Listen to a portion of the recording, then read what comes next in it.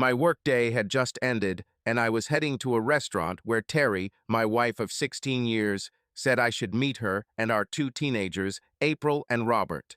Today I turned 40, and I wondered what she had in store for me. This morning she woke me up with sex and told me it was just the beginning. Naturally, I thought about it all day, especially since she had never done anything like this before. "See you, Jack," my secretary, personal assistant said as I left my office. "I'm Jack Thornton, by the way, and I work as the CFO of a company that makes specialized equipment for other manufacturers. I won't go into details because they can get pretty boring. Suffice it to say that we make things that other factories use to make their goods. Hope this makes sense. We do quality work, make a lot of money, and employ a lot of people. My job is to make sure we continue to make a lot of money." Earlier that day, there was a small celebration at the office. Nothing special, but I appreciated their effort and care. They all wished me well, and we had a good time. Alan Charles, our general manager, bought a nice cake, and everyone else brought snacks and drinks. Of course, there were jokes about my age. For example, someone gave me a cane. Another man handed over a jar of soil and a note. "A scientist has found one thing that is older than Jack Thornton." I had a good laugh. Everyone knew about my love for antiques, and to my surprise, they chipped in and bought an old Victrola gramophone. I immediately knew it was a genuine manual Victor with an external horn, and knew it was easily worth over $5,000. "Guys, this is too much," I said. "You shouldn't have done that." "Nonsense," said Alan. "Where do you think your annual bonus went?" We all laughed. After the party, I rearranged the items on my dresser and placed the old record player in the center, surrounded by happy birthday cards. I wanted everyone in the office to know how grateful I was for this gift. Alan came into my office and looked at the display on my dresser. He smiled as I placed the cards around. "I hope you like it," he said. "I really like it," I replied. "But seriously, you spent too much money. An original manual Victrola in this condition usually costs several $1,000s, and there aren't many left. This thing looks almost like new." "It actually didn't cost that much," he said. I was surprised. He handed me a business card with the name and address of a store that had recently opened. The lady who runs the place, I think she said her name was Vicky, was hired to sell a collection of artifacts from a collector who recently died. She said she had some old records that would be good for the thing, if you were wondering. "Of course I'm interested," I said, taking the business card. "Thank you." He smiled and nodded his head as he began to walk away. "Please," he said, "and enjoy." After he left, I called the number on the business card and spoke to Vicky. "Yeah, I remember selling that old Victrola," she said. "It was part of a collection my uncle left behind, and I was asked to sell it after he died." "I was told you have records that would suit her," I said. "Do you still have them?" "Yes, I have about 10 of them, and you can have them all if you want." "How much do you want for all this?" I asked. "Well, since you already have a Victrola, I'll give them away cheaply, say for $20. $20 for a collection of old 78 revolutions per minute wax records. Damn it, I thought. "I'll take them," I said. "Can you leave them for me?" "Of course," she replied. I gave her my name and phone number and agreed to stop by in the morning on my way to work. But now I had other priorities. When the workday was over, I headed to the restaurant to see what surprises my wife and children had in store for me. Terry has always been great at these things. I already thought that she would give me something that would complement my collection of antiques. But what exactly? Sword? An old rifle? I already had a lot of these things, including a sword with the inscription Republic of Texas. I also had several antique long guns that I hung on the wall. Several of them, smoothbore .75 caliber Brown Bess muskets with fixed bayonets, dated back to the Revolutionary War. Of course, I never shot them, but I shot replicas. Sure, there was a lot of money hanging on those walls, but my collection wasn't about the money, it was about touching history and understanding that these objects were once used in the daily lives of people shaping the future. I have always loved history and tried to instill this in our children by telling them stories of bravery, sacrifice, and courage in the days before modern conveniences such as cell phones and the internet. I also had several pieces of antique furniture, including a rocking chair that my great-grandfather made for his wife. We never sat in it, but we used it as a coaster for one of my wife's blankets and a set of large stuffed bunnies that my daughter once made as an anniversary gift. They were supposed to represent Terry and me, she said. So I wondered what Terry and the kids had chosen when I parked in the lot and walked into the restaurant. I knew she was already there because I saw her car when I pulled up. When I entered the restaurant, I was shown to a large table where Terry and the children were already sitting. I gave my wife a big kiss and hugged my kids. "So how was your day?" she asked. "Very well, actually," I replied. "The guys threw me a party and gave me an old Victrola. Can you believe it? I've always wanted one of those things." "What is this, Dad?" asked Robert. "It's an old record player," I said. "It has a handle and a big horn attached to the needle. No electronics or anything." "How does he play records then?" he asked. I laughed. "Well, it doesn't play modern vinyl records, for one thing," I said. "Back then, all records were made of wax, and they played at 78 revolutions per minute, much faster than modern records. Besides, a needle on this thing would destroy a modern album." "Wow," he said. "It's a shame there wasn't YouTube back then." We laughed about it. We ordered dinner and then had a slice of cake and pie. I was surprised when the entire staff came to our table and sang "Happy Birthday." Even Terry and the kids joined in. We all clapped and April gave me a big hug. "Happy birthday, Daddy," she said. "We love you." I hugged her back. "I love you all too," I said, looking at my family with moist eyes. "I love you all so much. Just being here with you is the best birthday present." "That's not all," Terry said. "There is something else." "What is this?" I asked. She took out a small box from her purse and placed it on the table in front of me. "What is this?" I asked. "Your gift," she said, "from all of us." I opened the box and found car keys there. I looked at them, not understanding. "Do you remember that old 1957 Chevy you saw a while ago?" Terry asked. I nodded. It was a two-tone red and white Chevy coupe parked next to an old house. It seemed as if he had not ridden for many years. "Well, I talked to the people who lived there, and they said the car belonged to an old man who died recently," she said. "She hasn't started in years, so Robert had her checked out. We towed her to the house this morning. You always said you wanted a project car that you could work on with the kids, so we thought why not and bought her." "She's not in bad shape, Dad," said Robert. "The interior looks almost new. It needs some engine work and some paint, but the body is in excellent condition. Not a speck of rust." "I don't know what to say, guys," I said, holding back tears. "That sounds wonderful. Thank you so much. This is the best birthday of my life." We all hugged, then started to get ready. Before we left for our cars, Terry came up to me and kissed me deeply. "Your party isn't over yet, sailor," she said with a seductive look that I knew all too well. "I'll give you my gift later tonight." I saw that sparkle in her eyes that meant this night was going to be even more fun. I smiled and kissed her back. "I can't wait," I said with a smile. I watched her walk to her car, feeling the familiar excitement. It's been a while since we made love. I didn't know why this happened. It just seemed like we were either too tired or something was bothering us. It's not about my job. I rarely went anywhere and rarely went to the bar to drink with the guys. On the way home, it dawned on me that the real reason Terry and I were so rarely together was because of her schedule. She sells real estate, and although she makes good money, she is away a lot more than I would like, sometimes on weekends and sometimes in the evenings. Once a month, she leaves to have fun with the girls from the office, and I never stopped her from doing this.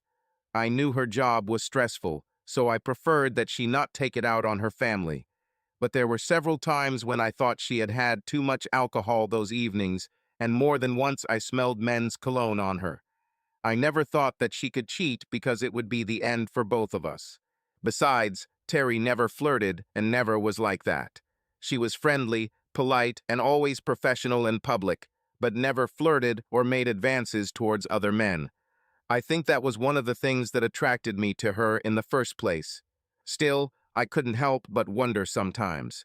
She is several years younger than me and still looked very good. When she dressed up for a night out, she could easily pass for someone much younger.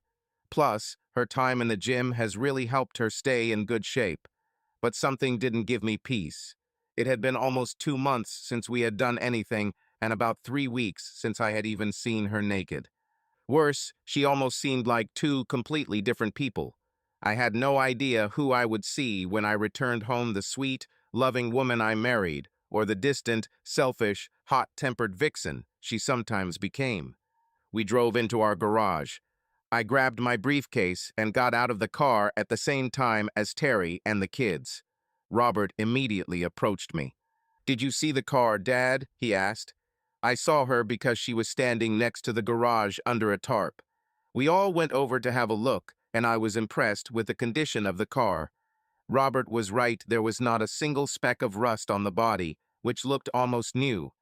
There were a few places where the paint started to fade, but I thought it could be easily fixed. I looked under the car and saw no leaks, another good sign. "What do you think, Dad?" he asked, excited. I nodded my head.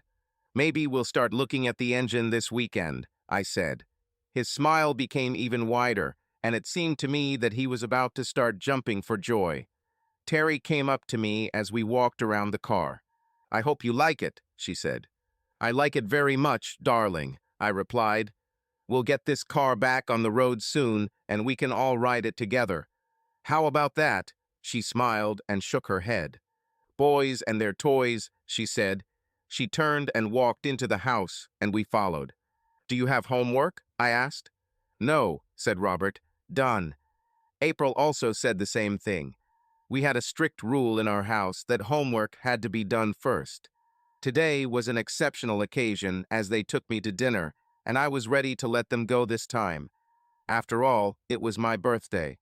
"Okay," I said, heading upstairs to change.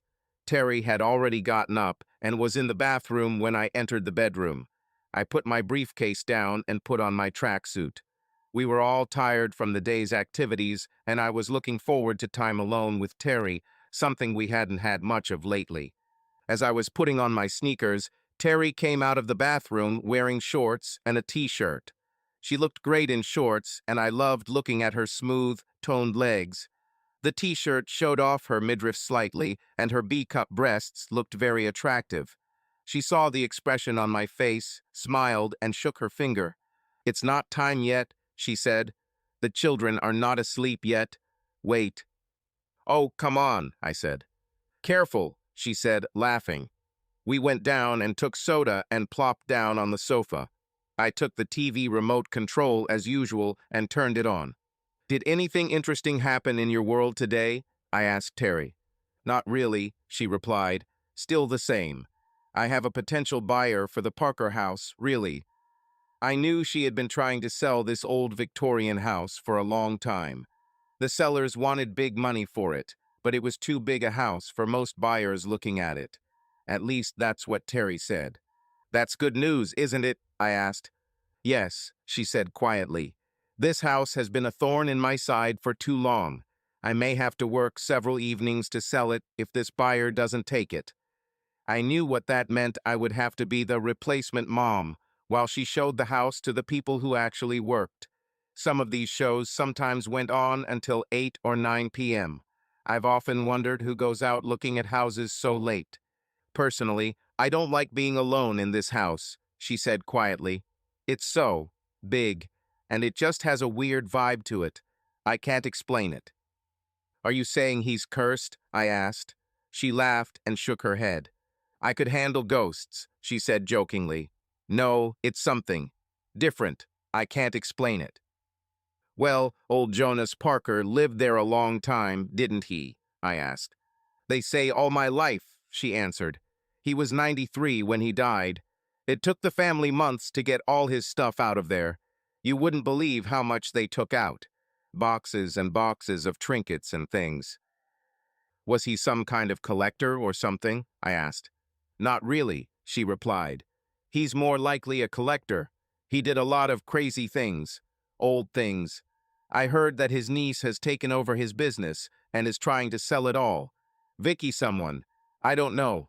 All I know is that this house seems strange to me.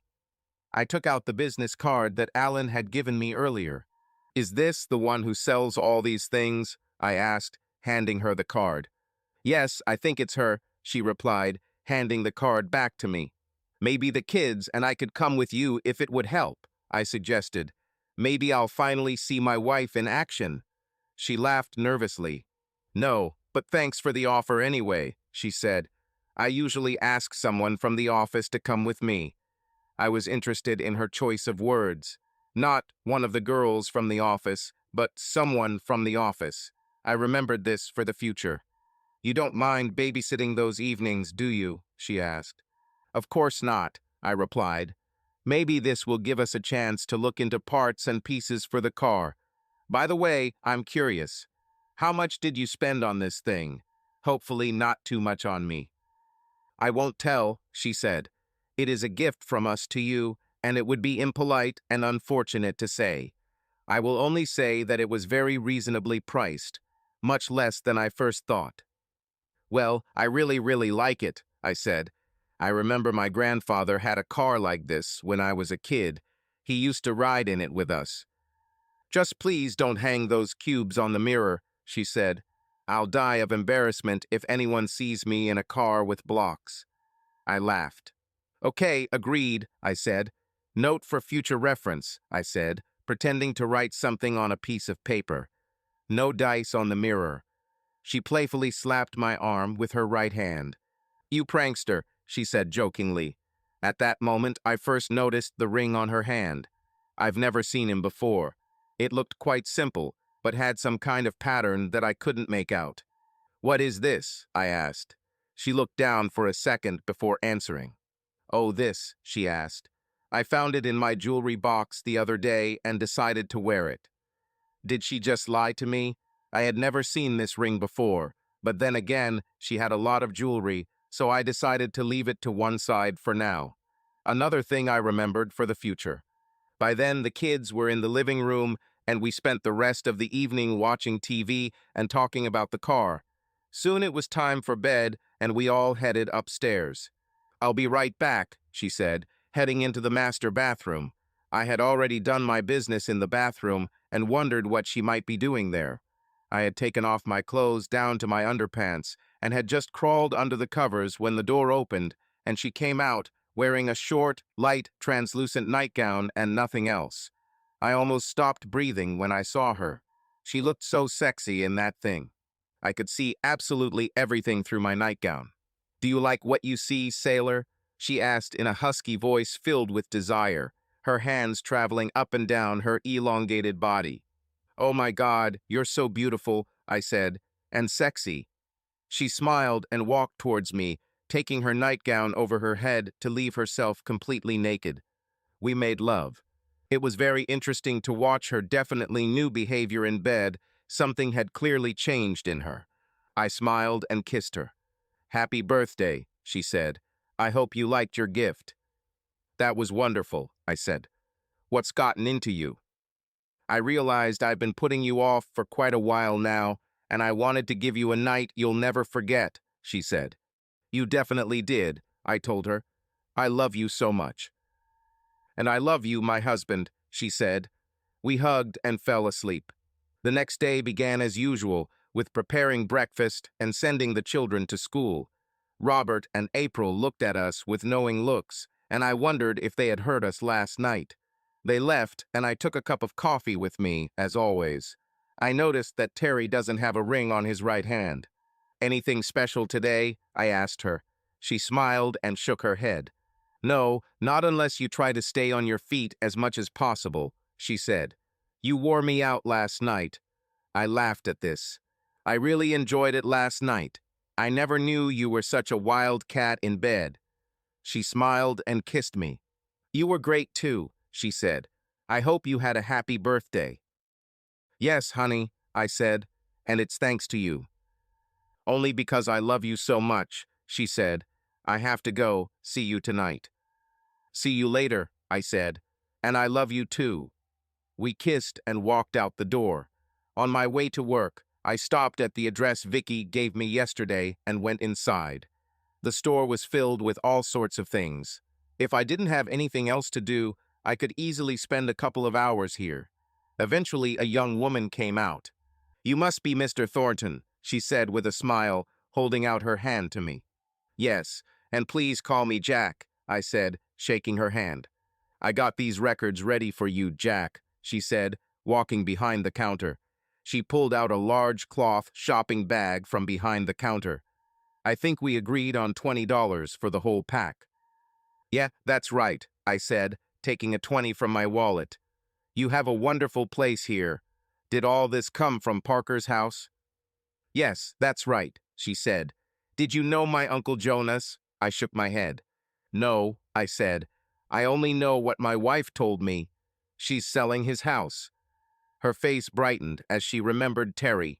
Oh, of course, she said. Terry Thornton. I should have realized that. Yeah, she does a great job. She seems to come in almost every day to get something done. I heard she might have a couple of buyers looking at the house.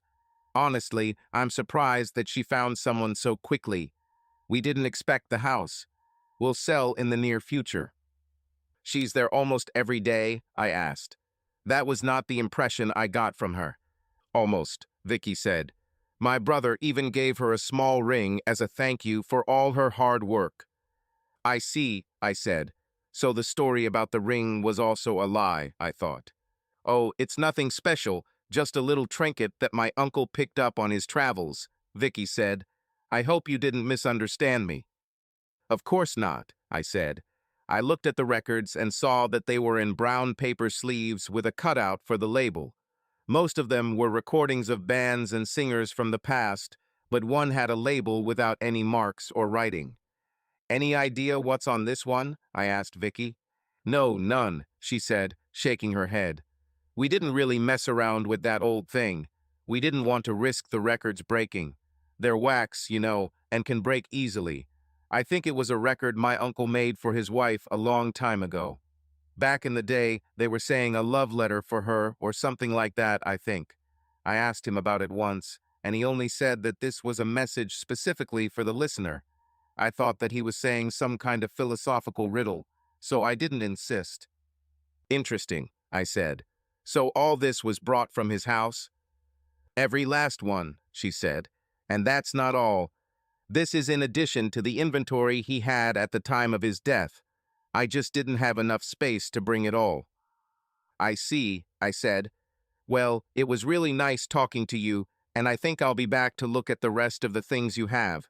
I love antiques. She smiled, and her eyes sparkled. I'll be glad to see you again, Jack, she said. If you have any questions or concerns, please call. I'll definitely do that, I said, heading towards the exit. Just as I was about to leave, she spoke. Seriously, Jack, she said, the smile fading. Any time of the day or night, I'm always here. I thought about her words and the tone in which they were said. I nodded my head. I'll remember this, Vicky, I said. Thanks again. I drove to work thinking about what Vicky told me about Terry. I was very concerned about the lie about the ring. And why would Vicky's brother give Terry a ring? It didn't make any sense to me. Then I thought about how Terry acted last night. Of course, she had always been a passionate woman and often encouraged me during sex with little dirty words. But last night, she was a completely different woman. There was little, if any, love in what we did last night. It was so unlike her. I arrived at the office and went inside. When I got there, I decided to play one of the albums, so I chose the one labeled John Philip Sousa Stars and Stripes Forever. I thought it would cheer everyone up. I wound up the spring mechanism inside, placed the record on the green felt covering the turntable, turned on the turntable, and placed the needle on the record. Soon the sounds of a marching band playing The Stars and Stripes Forever began to sound from the outside horn. The sound was a bit tinny, and unfortunately the volume and tone were not adjustable. Still, I thought it sounded good. Everyone looked at me like I was crazy when the music started. About a minute after the song started, Alan came into my office. "Are you trying to give us all a heart attack?" he asked, laughing. "I just thought it would cheer everyone up," I replied. "Well, you succeeded. Is there a way to make it quieter?" he asked. I shook my head. "No, Chief," I said. "Those old things didn't have volume control." "Well, then close the door, please," he said, preparing to leave. "It will be done," I replied. After he left, I closed the door and listened to the record play. I was really impressed with how the record sounded on that old turntable. But I had work to do, so after finishing recording, I turned off the record player and went about my duties. I wanted to listen to the record with a blank label, but knew I would have to wait until I found a way to play it quietly. It was the end of the quarter for us, and I was busy with meetings and spreadsheets for a few days, making sure everything was in order. I reviewed all the expense reports, balance sheets, and spreadsheets submitted by the various departments. I also spent a lot of time going over our tax documents, so I didn't have much time to work on researching the gramophone. I also spent this time watching Terry closely. I noticed a few things after a few days. Call it a trend if you want. First of all, she always wore that ring on the days when she visited the Parker house. I also realized that we never had sex on those days, or most days, but never on the days she wore the ring. I also noticed that her temperament was significantly different on the days she was in the house. Instead of the carefree, happy woman I married, she seemed distant and sometimes short-tempered. At first, I thought it was the stress of selling the house, but she was always under pressure to sell more properties, so that couldn't be the reason. What was so special about these days, I thought? I also noticed that she was spending more days at the Parker house and was coming home later and later. Sometimes she didn't come until midnight. She always dressed professionally and never looked unkempt when she came home. I never said anything because I didn't want to upset her. In those rare moments when I asked if everything was okay, she would simply say, "Everything is fine," brushing me off and walking away. Eventually, the kids started to notice too. They both came up to me and asked if everything was okay between me and Terry. "It's all because of this house," I told them. "I hope she sells it soon. It's like she's a different person, and I want our old mama back," April said. "Yes, me too," I replied. By mid-October, my work had calmed down a bit. By that time, I had found, as it seemed to me, a solution to the volume problem. I found a few sites that said they used to put socks in the horn to muffle the sound. According to one site, this is how the phrase, "put a sock in it," came about. Shut up. Whatever would work, I thought, but I didn't want to use anything that would scratch the decorative wood horn, so I found a soft towel and decided to give it a try. The next day, I stuck a towel into the horn of the old record player and tested it on Stars and Stripes Forever. Of course, it worked as expected. I could even leave the office door open and no one would mind. I decided to try it with an unlabeled record during my lunch break. When the time came, I took my lunch out of the refrigerator, a sandwich, a banana, a small bag of chips, and a Pepsi which I had prepared myself, since Terry had been too busy lately to care. I closed the door, put up the dining sign, and pulled down the blinds, a signal to everyone else not to disturb me, and turned on the record player. I had just taken a bite of my sandwich when I heard a slightly accented man's voice coming from a megaphone. "Good afternoon, Mr. Thornton," said the man's voice. I almost spit Pepsi out of my nose. I looked at the Victrola, shocked. "Yes, I'm talking to you, Mr. Thornton. Jack, isn't it? May I call you Jack?" Yeah, Jack will do," I said. "Who are you?" "I'm Jonas Parker," the man said. "But how is this possible?" I asked. "You're dead, aren't you?" "My physical shell is indeed no longer functioning and is considered dead by your concept of reality, but the essence of who I really am continues to exist," the man said. "You could call it a soul." "But how is this possible?" I asked. The man laughed before continuing. "How did the great bard write?" asked Jonas. Oh yes, there are many things in the world, friend Horatio, that our sages never dreamed of. You can't even imagine how right he was. But how do you talk to me through this gramophone? I asked. Because it once belonged to me, he said. It has been in my house for many years, and like many other things in my house, it has become, as you might say, enchanted, or cursed, as the case may be. Although I am glad that it is now in the hands of someone who appreciates history as much as you do, I know he will be well looked after. You still haven't answered my question, I said. How is all this possible? Very good, said the man. I don't have time to explain over 50 years of work, but I'll give you a quick overview. In 1921, an amateur archaeologist named Alfred Watkins discovered that ancient sites around the world, both man-made and natural, appeared to be arranged in straight lines.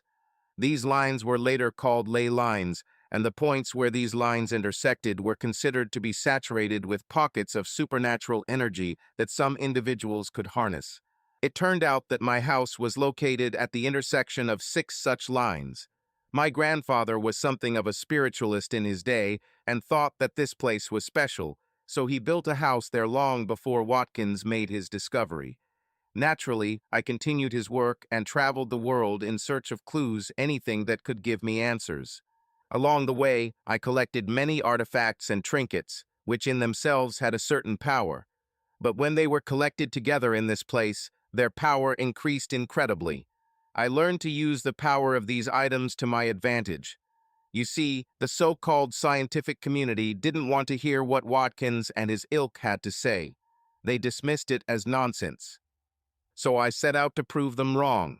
I spent over half a century collecting and researching. I sold many of the items I collected, but kept others. You wouldn't believe how much information I gained. In the end, I was able to understand almost everything. But there was one step I needed to take before I could reach my ultimate goal, he said. What was it? I asked. I needed to let my physical body die, he said. And here I am. You're crazy, I said. He grinned. Perhaps, he said. I've been called that and worse by experts. But think about it. Of the two of us, who is talking to the car? Got it, I said. We each have our purpose, Jack, he said. Mine is to travel the continuum of time and space and enjoy all that is there. Yours is to raise your 2 children to become responsible adults, and your wife is now fulfilling her destiny. What are you talking about? I asked, my anger growing. Oh, Jack, you know exactly what I mean, he said. You mean selling your house? He laughed. Sale? He asked. God forbid. She doesn't sell it. She cooks it. For what? I asked. Stop talking in riddles, damn it. For our return, he said. My wife was taken from me many years ago by a cruel disease. In short, I was robbed of a life full of love and happiness. I intend to give that back. How do you plan to do this? I asked. And what role does my wife play in your plan? I'm sure you noticed the ring they gave her, he said. This design originated from an ancient tribe who believed that the dead could replace the souls of the living. The design on this ring makes this possible. Your wife's body will soon become the bearer of the soul of my dear late wife forever. Haven't you noticed a change in your wife lately? I noticed, I said. That's because the human mind wasn't designed to accommodate 2 people, he said. My wife's soul is slowly taking over your wife's body and mind. During this time, she is learning to adapt and take advantage of what your wife's body has to offer. And I must say, it is quite exciting. Your wife really knows how to be a wild woman in bed, like once upon a time there was my Annabelle. And what will happen to my wife's soul? I asked. Eventually, she will replace Annabelle's soul in the great afterlife, he said. Soon there will be no need for the ring. When Annabelle becomes strong enough, she will completely supplant your Terry. You'll never succeed, I said. He laughed. Jack, he said in a patronizing tone. Please don't insult my intelligence. Look at the big picture, okay? There's no way to stop something that's already started. And who will believe you? You'll be sent to a mental hospital, and who will take care of your children then? Why not just not accept the inevitable and move on with your life? There are a lot of women in the world, you know. Many of them would like to be with a person like you. This can't be real, I said quietly. Oh, but it's really real, Jack, he said. This is as real as it gets.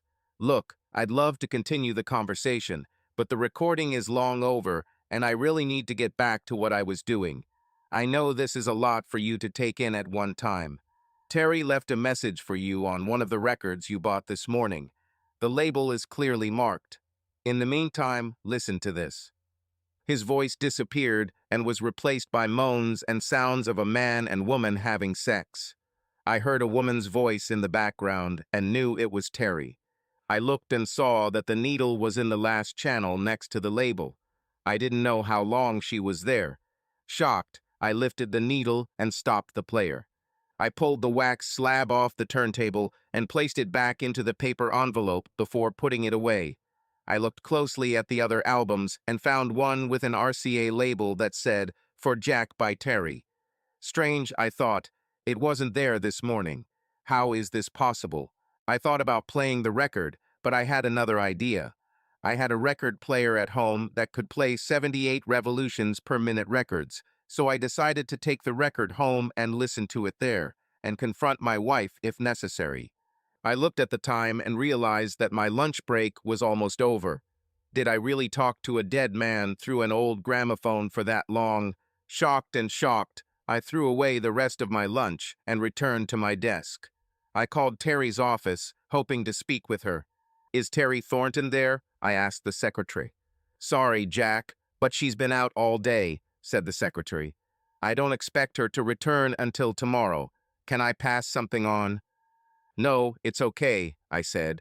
"I'll talk to her later." I ended the call, then took out my business card and called Vicky. "Hi, Jack. I was expecting your call," she said. "Do you want to come over so we can talk?" "Yes," I said. "How did you know I was going to call?" "Call it feminine intuition," she said. "I advise you to come as soon as possible." "Okay, I'll be right there," I said, ending the call. I went to Alan's office. He looked at me and invited me to come in. I went in and closed the door behind me. "What happened, Jack?" he asked. "You don't look good. Are you okay?" "I need to take a vacation," I said. "Family emergency." "Well, you have accumulated hours, and we don't have anything urgent right now, so take a vacation.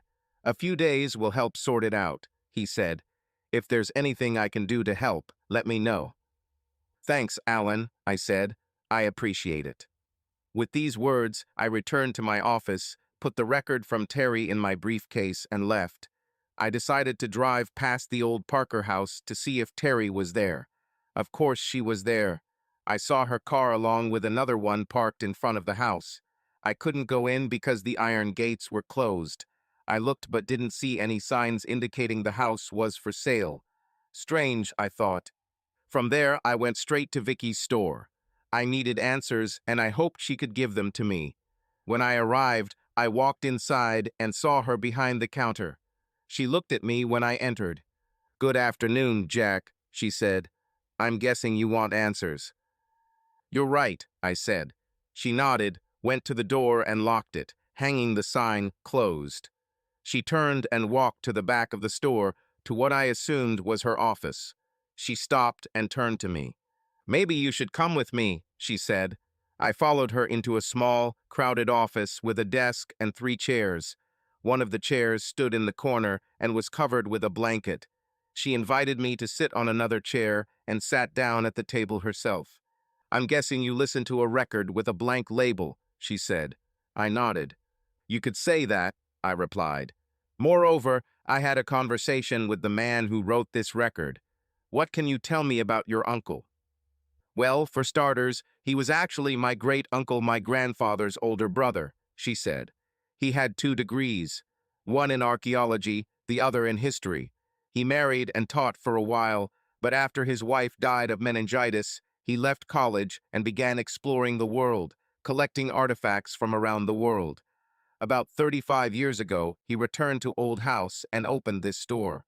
He never married again and always talked about how he and his beloved wife would one day be together again. Did he say, "How can this happen?" No, he didn't, she replied. But he talked a lot about otherworldly things, about the supernatural. Was he involved with the occult sciences? I asked. I can say that he was accused of this more than once, and I can say that he did things that I would never want to do, she said. I nodded in understanding. Do you want to see a photo of his wife? She asked. Of course, I replied. She turned to the computer and opened a black and white photograph of a beautiful woman in her mid-20s. I looked at the photo in shock. She looked like Terry's doppelganger. Vicky saw the expression on my face. I took out my phone and showed her a recent photo of Terry. She looked at her, also surprised. What's your wife's maiden name? She asked. Hanson, I answered. Vicky opened another file on her computer. My Uncle Jonas was very into genealogy, she said. Originally, he had everything on paper, but a few years ago, he entered everything into the computer. She pointed to one of the cells. This is his wife, Annabelle. Her maiden name was Simpson, and according to him, she had a sister named Frieda. We know that Annabelle had no children, and Uncle Jonas never remarried. Let's trace Frieda's line and see what we find. We both stared at the screen, following the lines through the generations. Luckily, there weren't many people to go through, but Vicky found what she was looking for and pointed to one of the cells on the screen. I saw Terry Ann Hanson. Next to it was a box with my name on it, connected to the line leading to our marriage. Below were the names of our children. Here is your answer, she said. He was waiting for someone who would resemble Annabelle. Do you have a photo of your brother? I asked. Yes, she answered, opening a folder of photographs. She found his photo and showed it to me. How similar is he to your uncle? I asked. Very much, she said. His name is Donald. They were very close. Is it possible that your uncle asked him to give her this ring? I asked. Anything is possible, she replied.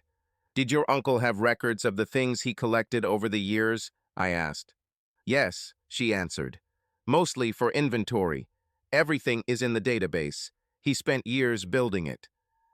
Can you find information for the query's ring and soul? I asked. Yes, I can, she replied, opening a special database program.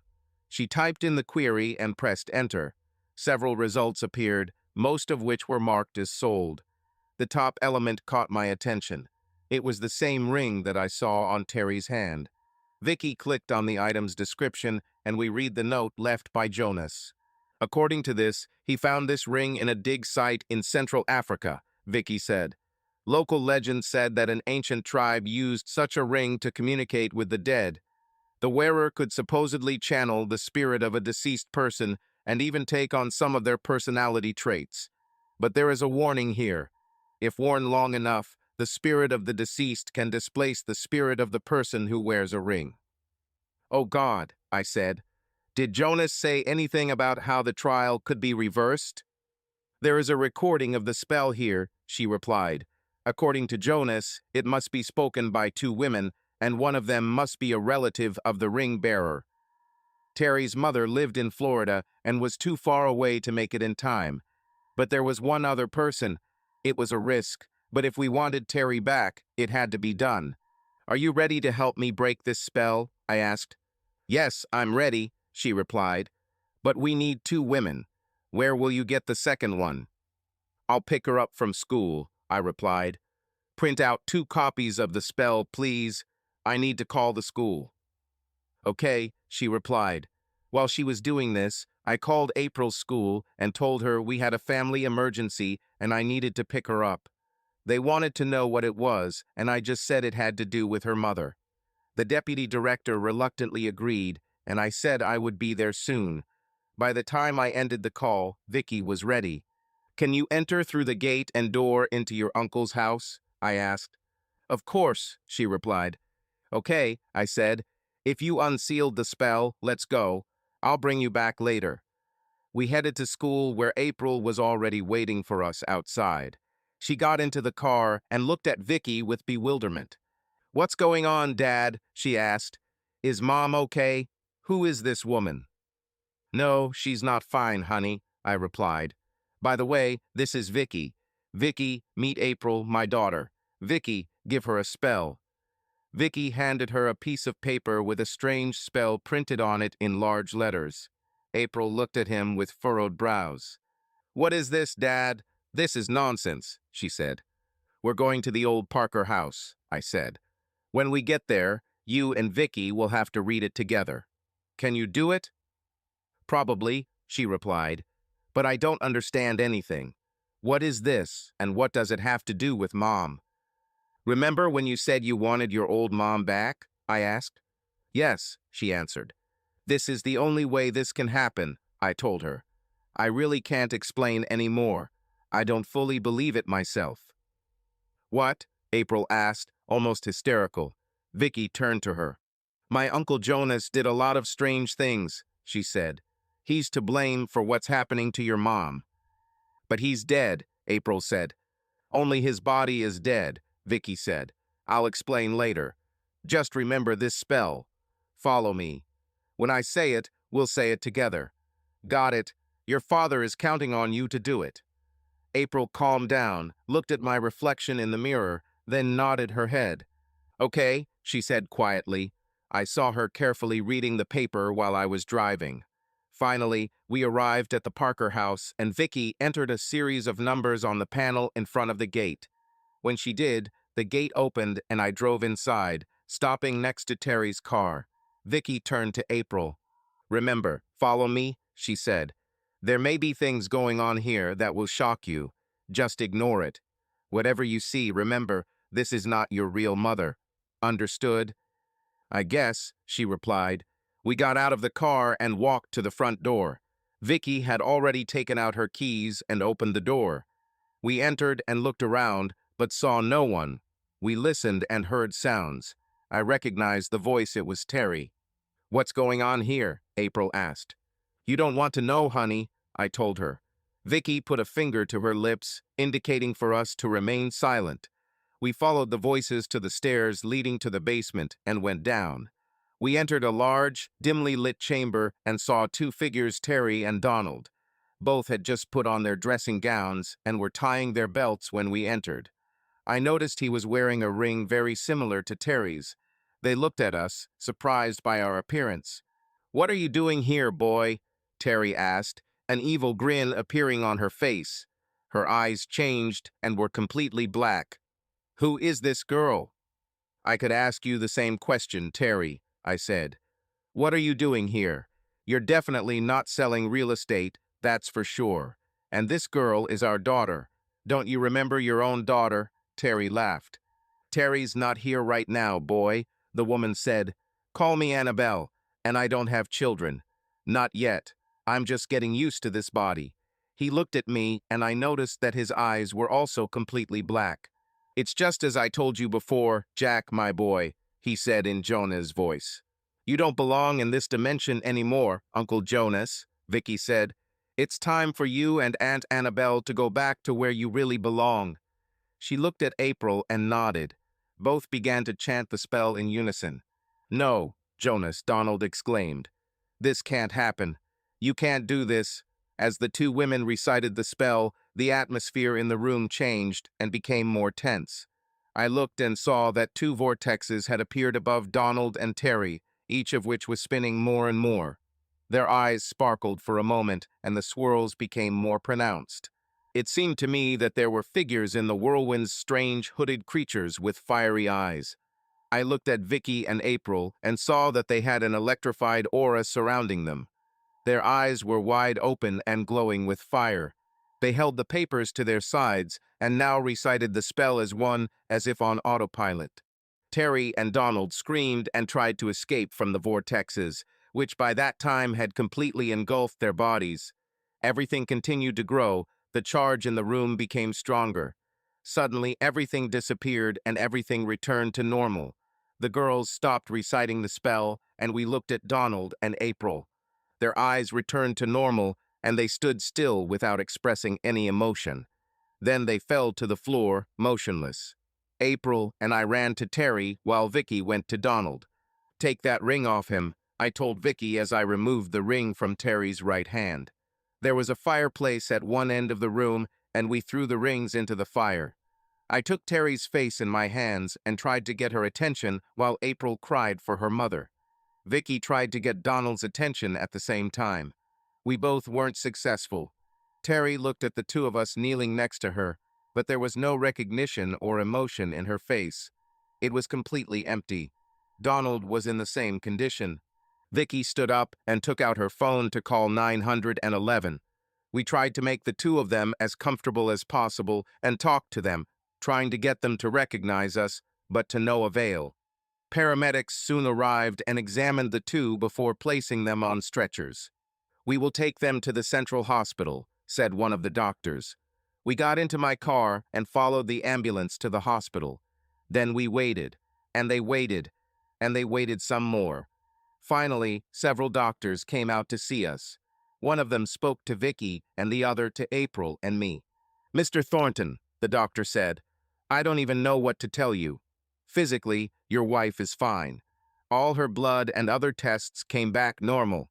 All her vitals are fine, and we haven't found any traces of illegal substances. However, I am concerned about her EEG results. It's almost as if the lights were on, but no one was home." "So what should we do?" I asked. "I recommend leaving her here for a few days," he said. "I would like to conduct more detailed tests under the supervision of our neurology department. Maybe we can figure out what's going on." I nodded. "Okay," I said. After the doctor left, Vicky and I exchanged information and learned that the doctor had said the same thing about Donald. We stayed until the two of them were admitted to the ward.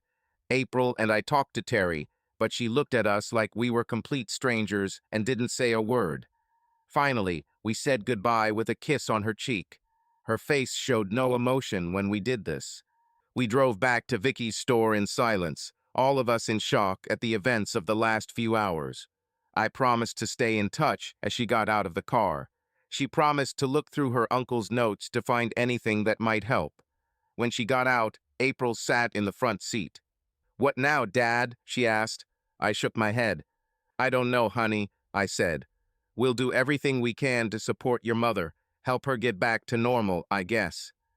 "Are you going to divorce her?" she asked sadly. "You know what they were doing there, don't you?" "I know," I said. "But somehow I think your mother had no control over it. Don't ask me to explain. I don't fully understand all this myself." "What if she had?" April asked. "Then we'll deal with it when the time comes," I said. We drove home in silence, but my mind was working at full capacity. April asked a good question. If Terry had truly deliberately cheated on me, there would be no doubt that divorce was the only option. But something told me to put this thought aside. Robert was already at home when we arrived. He approached us, excited. "What's going on, Dad?" he asked. "Where have you been?" "We were in the hospital," I said. "In the hospital?" he asked. "Is this Mom?" "Yes, is that her? What happened?"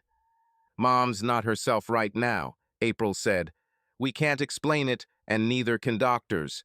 They will leave her for a while and run tests." "She is all right?" asked Robert. "Physically, yes," I said. "Oh God," Robert said. "Is Mom a psychopath or something?" April glared at him and hit him. "No, your mother is not a psychopath," I said. "And I never want to hear you talk like that again," I added calmly but firmly. "She has a problem, but they are figuring out what it is. In the meantime, we will support her as always. Understood?" "Got it, Dad," he said. "Sorry, I didn't mean to say that." "I know you didn't mean to, son," I told him. I opened my arms and hugged the two of them. We cried a little before I let them go. "Ionsi'll heat up dinner," April said. I nodded. "Do it," I said. "You guys eat and then do your homework. I have some business to do." "Are you going to be okay, Dad?" she asked. "I think so," I said. "It's all so overwhelming right now." I went into my home office and closed the door. I put my briefcase down and opened it. I pulled out the record with Terry's message, put it on my turntable, set the speed to 78 revolutions per minute, and plugged in my headphones. I was hoping this would actually work. I grabbed a beer from my small refrigerator and sat down to listen to the record. "Jack, it's me, Terry," I heard her voice in the headphones. "I don't know where I am, but I wanted to write down this so you can understand what's going on. I know this will sound strange, but Donald Parker gave me this ring. He said it was a gift for all my work preparing the house for sale. But ever since he gave me that ring, strange things started happening. I can't really explain it, but it's like there are two people in my head, me and someone else, someone from the distant past. Her name is Annabelle, and she was the wife of Jonas Parker. She's using my body, and I can't control what she does with it. She talks through me and does things, and I can't do anything about it. I tried, but it was like I was pushed aside and forced to remain in a fog. I saw her do things with Parker, sexual things. I tried to get her to stop. I honestly tried, but I couldn't. On the night of your birthday, Annabelle took control, and she was the one who did all these things to you. At first, she promised to give me you that night, but she broke her promise. Then she made me watch and mocked me the whole time. I tried to tell you, but she wouldn't let me. She said that I am a bad lover, and you will be better off with a woman who knows how to have sex.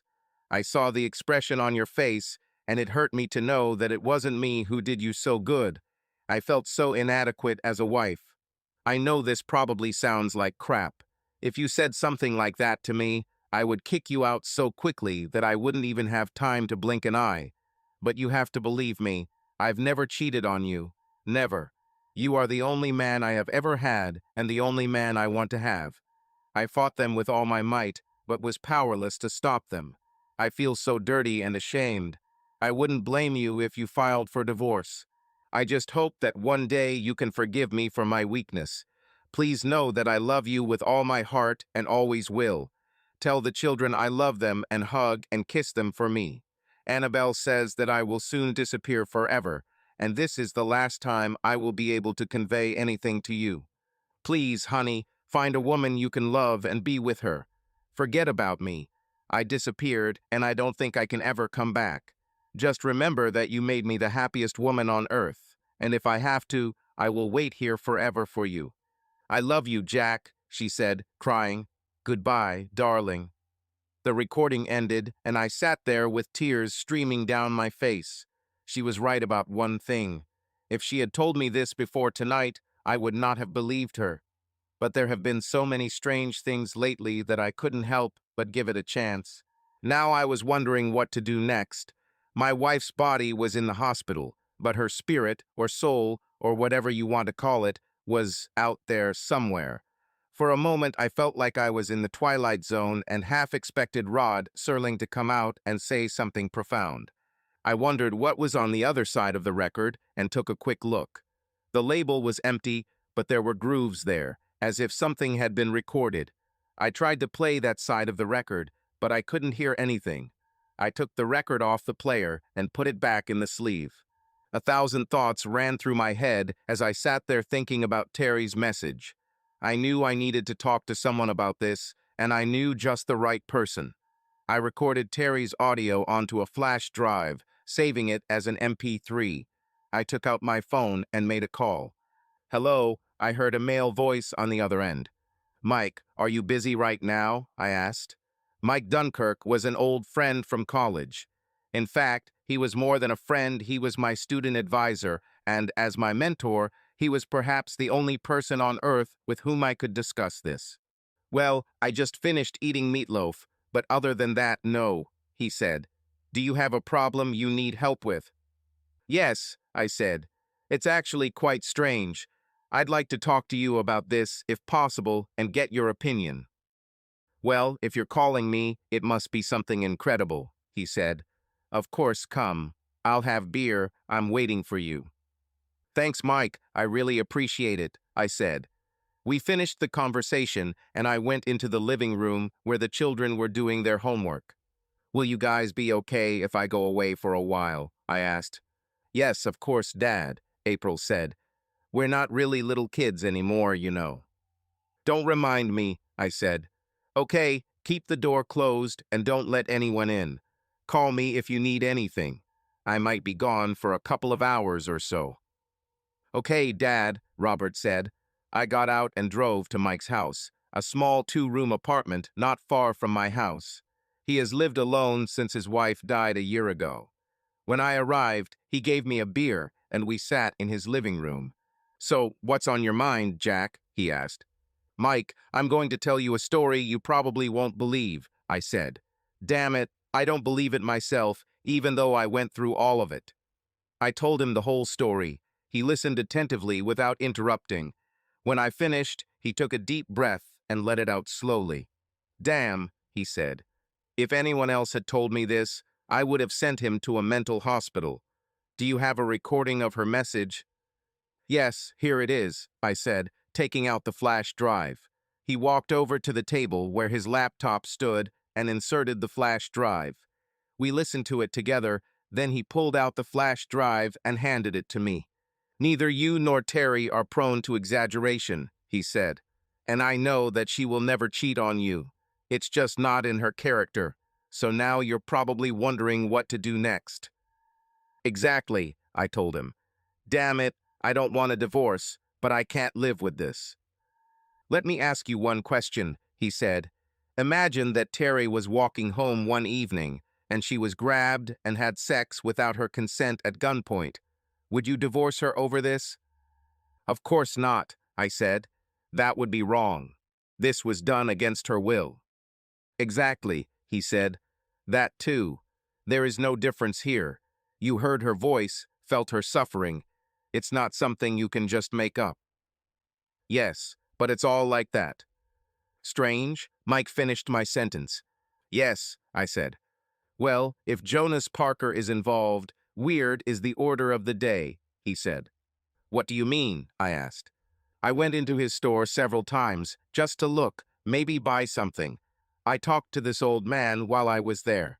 He was a true original, that's for sure, Mike said. I was interested in this guy and did some research. Someone wrote a book about him and his family. From what I've read, this old man never really recovered from the loss of his wife. For many years, he searched for answers. Some believed that he was looking for a way to bring her back from the dead. Perhaps he finally succeeded. Wow, I said. So, are you set on getting a divorce? He asked. I don't know, I said. If it turns out that she did it deliberately, then yes. Are you in a hurry to do this? He asked. No, I guess there is no need to rush, given her condition, I said. What do you suggest? I think you should let the medics do their job, he said. Let them monitor her, do their tests. If she's faking it, they'll quickly find out, and you will get your answer. I think you're right, I said. Inside, I knew he was right. In all the years that I knew Terry, she never struck me as someone who was prone to flirting with other men. Even when we were in college, she wasn't the type to jump from one man to another. None of this was like her, and with her in the hospital, I knew she wasn't going anywhere. Look, why don't you go home and hug the kids and get some sleep, Mike said. Take it one step at a time. You'll have your answers soon. And of course, if you need to talk, I will always be here for you. Thanks, Mike. I really appreciate it, I said. Anytime, old friend, he said. You know, I had an idea. Why don't you bring this record with her message tomorrow, along with another recording of her voice, maybe a voicemail or something like that? I have a friend who works in a police laboratory. Perhaps he can confirm that it is indeed her voice. That's a good idea, I said. I'm curious how this message ended up on this record. I'll bring it tomorrow morning. Great, Jack, he said. See you then. We said goodbye and I went home. The children had finished their homework and were playing games on the TV. I grabbed some leftover food and a Coke and watched them play. Even with the children nearby, the house seemed so empty without Terry. Eventually, we all got tired and went to bed. I held Terry's pillow and tried to fall asleep, but it wasn't easy. When I finally fell asleep, I dreamed of Terry searching for her way home through the dark fog. I tried to call her, but I couldn't speak. I woke up the next morning covered in sweat. I got up, showered, shaved, and dressed, then went downstairs. The children were already having breakfast and getting ready to go to school. I made sure they had lunch, then walked them to the door and watched them board the bus. I took Terry's message and copied the voicemail she left me onto a flash drive and went to see Mike. He met me at the door when I arrived. "Please be careful with this," I said. "They're old wax and they can break easily." "No problem," he said. "How did you sleep, by the way?" "Not very good," I said. "Remember what I said. Take it one step at a time," he said. "Are you going to the hospital to see her?" "Yes," I said. "Maybe they will have some news." "Okay," he said. "Keep me informed. I'll let you know what my friend says." "Thanks again, Mike," I said. I left and went to the hospital to visit Terry. When I arrived, I went to the nurse's station to inquire about her condition. They told me she got dirty and had to put on a diaper. They also said that she needed to be fed like a baby. Apparently, she had forgotten how to eat and even how to use the toilet. The doctor saw me and came up to me. "Mr. Thornton, I have an MRI scheduled for your wife today," he said. "I also contacted my colleague, who is a leading neurologist at Johns Hopkins University. He will come to review the test results." "Will she be okay?" I asked. "Physically, she's in great shape," he said, "but it's like there's no memory of anything." "So she has amnesia?" I asked. "It seems more serious than just amnesia," he said. "She seemed to have forgotten everything. How to eat, how to use the toilet, everything. She does not respond to visual or verbal stimuli." "Maybe I should try talking to her," I said. "It won't hurt," he said. "Maybe you can get her to react. It might also help if you bring your kids later. Maybe she will respond to them." I nodded. "I'll do it," I said. "I'll keep you posted," he said as he left. I walked into Terry's room and looked at her. Physically, she looked fine, but there was no recognition in her face when I entered. "Terry, it's me, Jack," I said, sitting down next to her. She looked at me with her big brown eyes, but did not react. "Can you hear me? Do you understand what I'm saying? Nod if you understand." There was still no reaction. I took her fragile hand and brought it to my lips, kissing her fingers, as I sometimes did after we made love.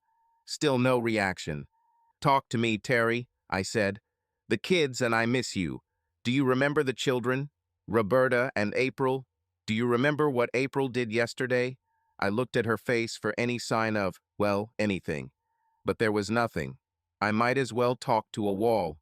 An idea came to my mind, and I decided to change tactics. I looked at Terry before speaking. "Why did you do that, Terry?" I asked calmly. "Why did you lie to me about that ring? Why did you have to sleep with this bastard? You probably knew that I wouldn't tolerate this. I need answers, Terry. If I don't receive them, I will have no choice but to file for divorce. And I will ask for custody of the children. Talk to me, Terry." "Why?" Absolutely no reaction.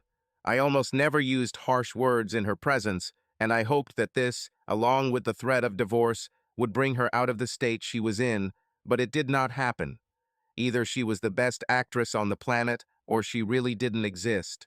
I sat with her a little longer, then I got another idea. I stood up and kissed her forehead. "I'll be back," I told her.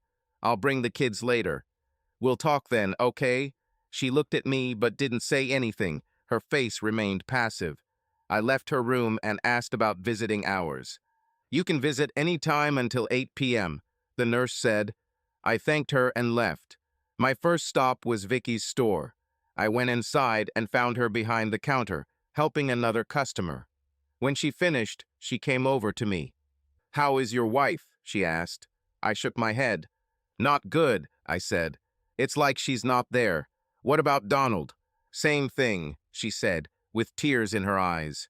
"What are you going to do?" "I have an idea, but I don't know if it will work," I said. "Can you keep looking for anything useful in your uncle's notes?" "I have already looked, but I will continue," she said.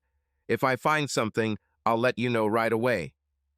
"Thank you," I told her before leaving. From there, I went to my office. Everyone asked about Terry and expressed their condolences. I thanked them and made my way to my office where I met Alan. "How's Terry?" he asked. I shook my head. "Not good," I said. "Physically, she's fine, but it's like she's not there. They are going to give her an MRI today, and they have the best specialists coming to see the results." "We just ordered flowers for her," he said. "You just rest. If you need more time, take it. Just let me know." "Thank you, Alan," I said. He went about his business, and I went into my office. I closed the door and lowered the blinds, then took out a record with a blank label. After I started the old Victorola, I put the record on the player, turned it on, and started listening, hoping to hear Jonah's voice. This time, however, I was prepared and turned on the voice recorder on my phone, placing it next to the external speaker Victorolas. After the playback started, I heard his voice. "Jack," he said through the bullhorn. His voice sounded a little different, as if he was going through something painful. "You surprised me, old man. I never thought you could do this. And you were able to recruit my own niece. Very cunning of you." "Where's Terry?" I asked. "In the hospital, I guess," he said. "Together with my nephew." "Bullshit, Jonas," I said.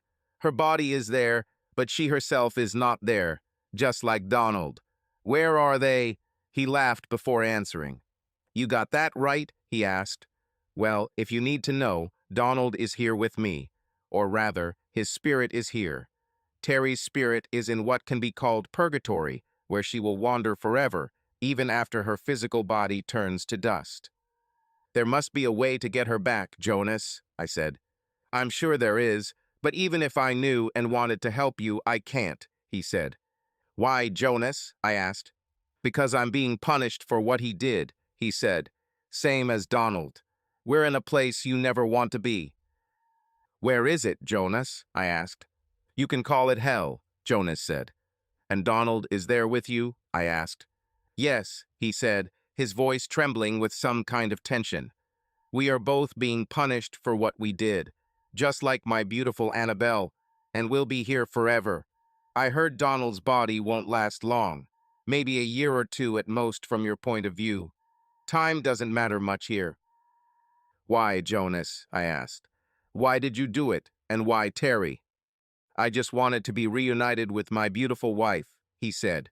"Terry was the best candidate. She was a descendant of Annabelle's sister and resembled her enough for my purpose. Donald and I planned all of this long before I died." "And Terry didn't know anything about it?" I asked. "Nothing," he said. "She was deceived from the very beginning. Donald gave her this ring in the store when Vicky was away. He said it was a thank you from the whole family. She had no idea what we were doing until it was too late for her. By the time you and Vicky showed up, her spirit had already been driven out." "And she never gave herself to you willingly?" I asked. "Never," he said. "It was Annabelle's job. She was always a lively and passionate person." "There must be a way to get Terry back into her body," I said. "Think, man. Tell me." I can't," he said, as if choking. "I'm sorry, Jack, old man. I can't think about anything but my pain. Please make it stop." His voice turned into a cry of pain and then disappeared. All I heard was the creaking of the stylus in the groove of the record. I realized that I wouldn't hear anything else, so I stopped the player. I finished the recording and listened to part of it to make sure I was able to capture his voice. I removed the record from the player and put it back in its protective sleeve. I sat for a while, thinking about what to do next. Then I got an idea. I packed Victorola along with a couple of records and headed back to Vicky's store. I went inside. Eyes Vicky widened when I replayed the conversation with her uncle. She listened to it twice to make sure it was really his voice. Tears welled up in her eyes when she finished listening. "It's his voice," she said. "There is no doubt about it. Hearing this is like reliving his death all over again. And my poor brother. Jonas used him, and now it's costing him his life. But your wife was completely innocent.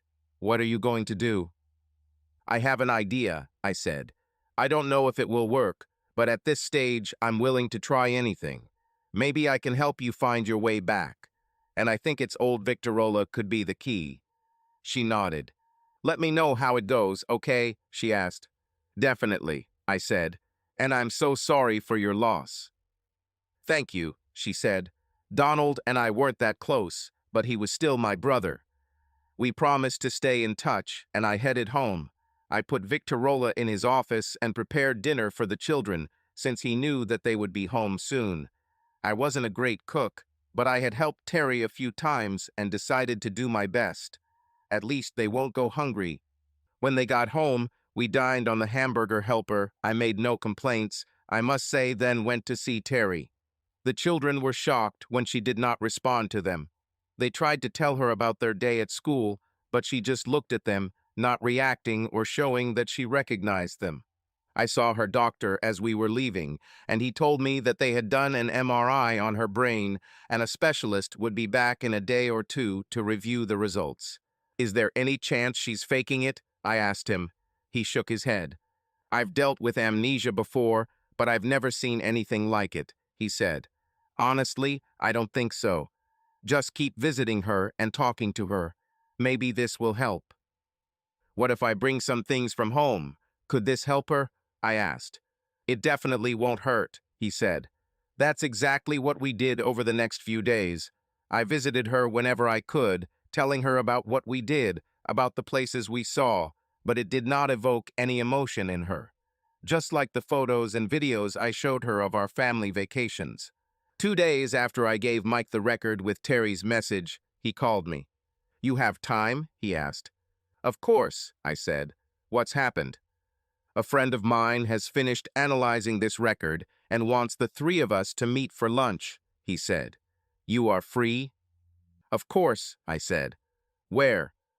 Well, there's this little diner on 3rd Street that you love, he said. How about there? Sounds good, I said.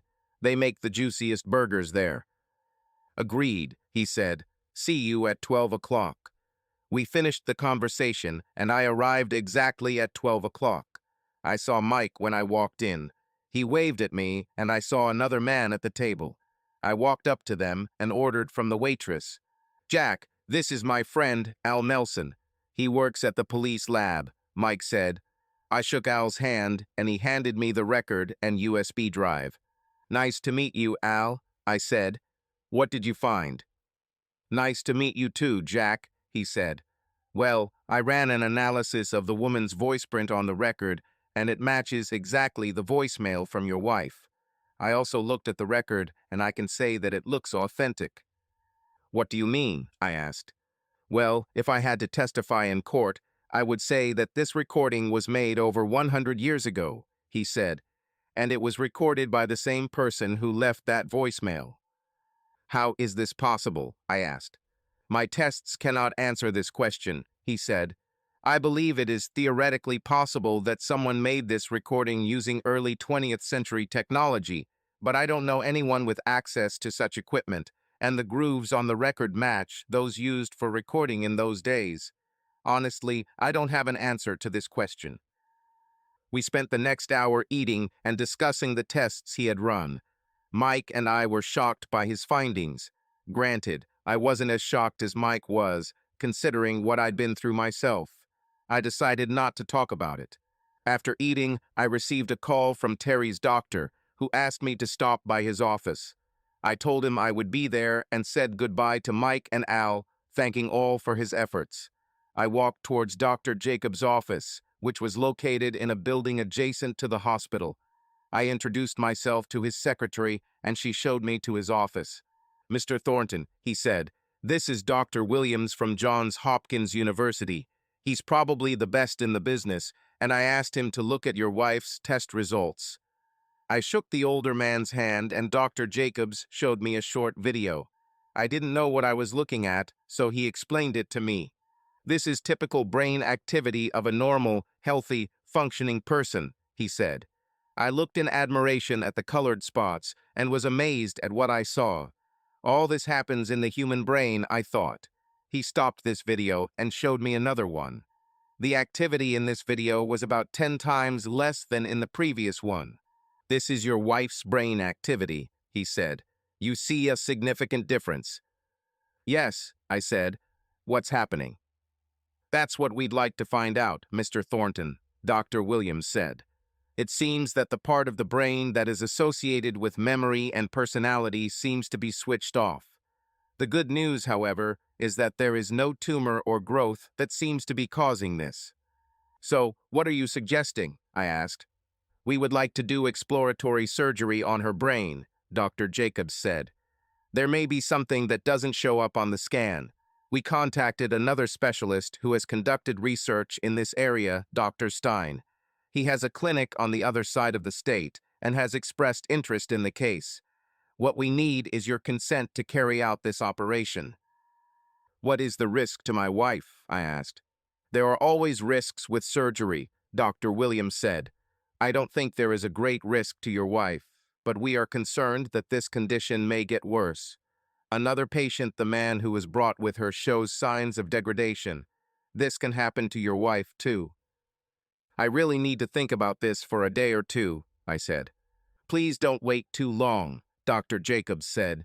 If you do that, there's a chance that her brain might just forget how to keep her heart pumping. Is it all that serious? I asked. Not yet, Dr. Williams said, but it could come to that. 2 days, no more, I said. Can you give me that much time? I think we can, Dr. Jacobs said, but no more than that. Her life is on the line. I understand, I said, more than you think.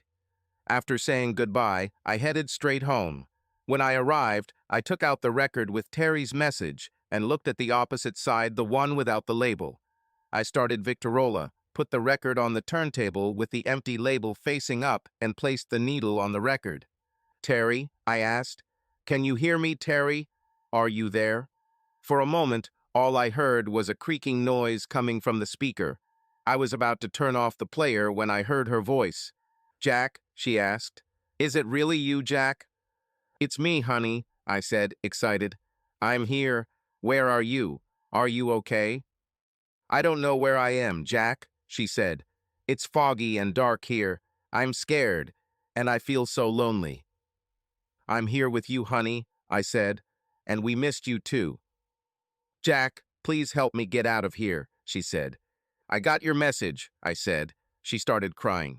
I'm so sorry, Jack, she said. I know it was my body, but I never cheated on you.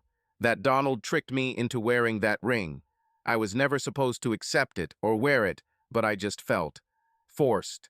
After that, Annabelle started to take over. You know that I would never cheat on you. Never. Please forgive me. I have already forgiven you, I said. I know what Jonas, Donald, and Annabelle did to you. They are being punished for this right now. Her crying intensified. I love you, Jack, she said. I miss you and the kids so much. Please help me. We miss you too, honey, I said. Listen to me, please. I have an idea. She's weird, but that's the only thing I can think of. What? She asked. Your body is in the hospital, I said. It's fine, your body is fine, and they say you're healthy except for your mind. They want to do exploratory surgery on your brain, so we don't have much time. What do you want me to do? She asked. I'm going to bring this Victorola and this record to your hospital room, I said. You will remain where you are and not move until you hear from me, understood? Got it, Jack, she said. I heard nothing for a moment then. Jack, can you make one request for me, please? Beg? What is this? I asked. Sing to me, darling. Please, she begged. Sometimes I would sing along with some of the old songs I was playing. I didn't think I had a good voice, but she liked it when I sang. Sometimes she even joined me. I pulled out the CD and found the song I was looking for, an old WW2 song sung by Vera Lynn. I put the CD in the player and started the song stem together with her. We'll meet again. I do not know where, do not know when, but I know that we will meet again one day. Smile as always, until the blue sky drives the dark clouds far away. I couldn't finish the song because I was crying like a baby at that moment. I heard her crying. I stopped the song and sobbed for a few moments, then wiped my nose. Sorry, I can't, I started. It's okay, honey, she said softly. That's all I wanted to hear. I'll stay put. You go to the hospital, and I will wait for you. Okay, I said. I love you. I love you too, Jack, she said. And only you. Hurry up now. I'll do it, I said. I turn off the record player. We'll talk very soon. Okay, honey, she said. I braced myself before lifting the needle. I didn't want to risk scratching the record. I turned it off Victorola, then packed it in the car, along with the record. I also took a portable CD player and a CD of the Vera Lynn song. I left a note for the kids, telling them where I was. They had a key to the house, and I knew they would be okay. I headed to the hospital and got a few strange looks when I walked in carrying Victorola. The record and CD player were in the backpack, carefully packed to protect the record. I went into her room and put Victorola on the table. She stood with a speaker pointed at Terry, who was lying on the bed. Terry looked at me, her eyes wide with surprise when she saw the record player. I set up the little CD player, inserted the CD, and started playing the song. Then I put the record on the turntable. I started playing the record, then sat down next to Terry. Terry, can you hear me? I asked. Now I hear, I heard her voice coming from the external speaker. Terry turned to look at the megaphone her voice was coming out of. I'm in your hospital room, I said. Can you hear the music? Yes, I can hear her, she said. Okay, I want you to focus on my voice and music. You can do it? I asked. I can, she said. Follow the sound of my voice and music. Focus on this and nothing else. Understood? I asked. Got it, she said. I'm looking around, but... Wait, she exclaimed. What? I asked. I see something. Light, she said, in the distance. Try to walk towards the light, I said. I'm coming, she said. Can you hear the music louder? I asked her. Yes, I can hear it louder, she said, and I can hear you better too. The light is getting bigger and bigger. I heard her breathing heavily, as if she was running. And now? I asked. Yes, she said, laughing. I hear you and the music getting louder, and I feel it. How do you feel, Terry? I asked. Your love, she said. She's all around me. She surrounds me. It's wonderful, she added, laughing. I'm almost there. Oh, wait, I'm starting. Suddenly, her voice disappeared, and all I heard was the creak of the needle in the last groove of the record. I started crying. Have I lost her forever? God, no, I told myself. Suddenly, a ball of light flew out of the speaker Victorola's and entered Terry's body. I heard a sigh at the door and saw two nurses standing there with wide eyes. Then I heard the most wonderful sound coming from the bed. Jack? Terry asked. I turned and saw her. Her face changed slightly, and she looked at me. Terry, I asked, is this really you? You are back. She smiled and nodded her head slightly. It's me, honey, she said. We did it. We hugged each other and covered each other's faces with wet kisses. My Terry has returned from purgatory, where Jonas tried to banish her. The nurses were shocked by what they saw, and one of them ran to the post to call a doctor. We both cried and held each other when the song ended. We'll meet again. I do not know where, do not know when, but I know we will meet again one day. The next few days were stressful for all of us. Dr. Jacobs and Dr. Williams insisted that Terry undergo a full examination to ensure she was fully recovered. She was kept in the hospital for a few more days to ensure her recovery was complete. The children were delighted to learn that their mother had recovered. The reunion of mother and children was tearful but joyful. Brain scans showed that Terry had indeed recovered and returned to normal. The doctors wanted to know what happened, so I showed them the Victorola. They both shook their heads and left. They were happy about her recovery, but I felt disappointed in them. Well, okay, I thought.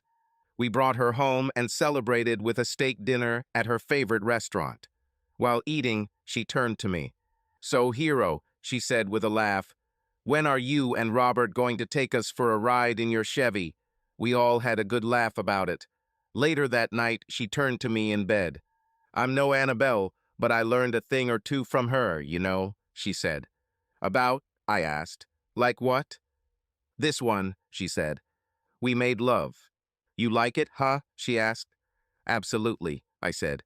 Well, since you saved my life and brought my soul back from purgatory, I guess I can agree to that, she said with a smile. Yes, I thought, my Terry is back. Life continued in the Thornton household. Terry returned to work, and the children continued their studies. Robert and I worked on the old Chevy and finally got it ready to ride. After completing all the formalities with the DMV, we took it for a ride and had a great time. Donald, however, was not as lucky as Terry. A couple of weeks into Terry's recovery, his organs began to fail. Soon after this, he died.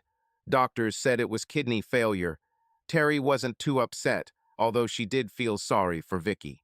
I hope he gets what he deserves, Terry told me in a private conversation. I'm sure he's getting exactly what he deserves, I told her. I also felt sorry for Vicky. She helped save Terry from Jonah's. After Donald's death, she locked the house and forbade anyone from entering for any reason. She still works in her uncle's store, selling out remaining large reserves. A couple of months later, I looked at the record with Terry's message. I was thinking about getting rid of it, but I noticed something. The label has changed, and there is also a label on the back. I put it back in the protective envelope and wrote, "Don't lose" on the label. Tears still come to my eyes when I hear this Vera Lynn song. We'll meet again. I do not know where, do not know when, but I know we will meet again one day. Subscribe to our channel so that your love doesn't cheat on you, and go ahead and listen to the next story, because this story is nothing compared to the next one. If you're under 18, don't even think, click to the next one.